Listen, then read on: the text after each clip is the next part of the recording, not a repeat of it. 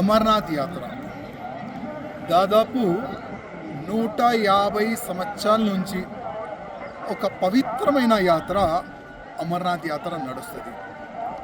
ఈ యాత్ర సక్సెస్ఫుల్ గురించి చాలా వరకు మన దేశ ఆర్మీ సైనికులు ప్రతి ఒక్క 10 అడుగులకి ఒక సైనికులు యాత్రికులకి ఒక సేఫ్టీగా మన భారతీయ సైనికులు మంచి వ్యవస్థ చేస్తారు.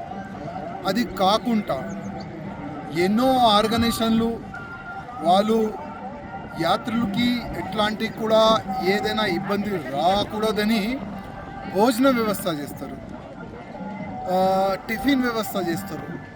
ఎట్లాంటి కూడా యాత్రులకి ఇబ్బంది కాకుండా అన్ని వ్యవస్థ ఈ యాత్రలో ఉంటుంది. ప్రత్యేకంగా ఏంటంటే ఇప్పుడు ఈ పహల్గామ్ నుంచి ఒక యాత్ర నడుస్తుంది, అదేవిధంగా బాల్తాల్ నుంచి ఇంకొక యాత్ర నడుస్తుంది.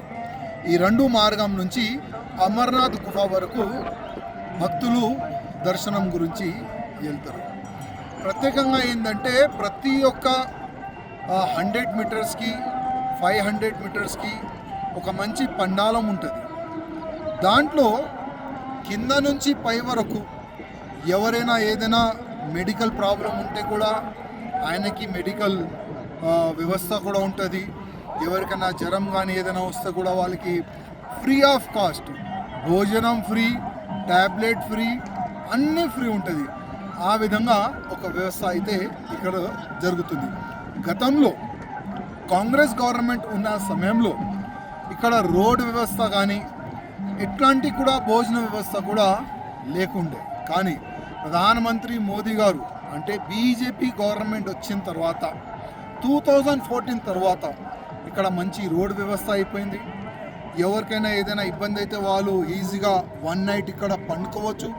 ఆ విధంగా కూడా ఒక మంచి వ్యవస్థ ప్రధానమంత్రి మోదీ గారి ఆధ్వర్యంలో ఇక్కడ జరుగుతుంది.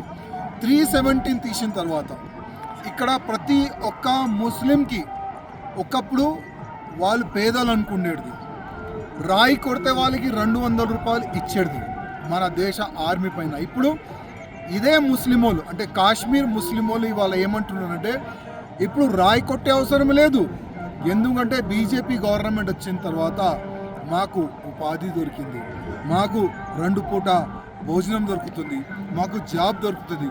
ఆ విధంగా ఈ 45 డేస్ నడిచే ఈ యాత్ర చాలా అంటే చాలా మంచి వ్యవస్థ.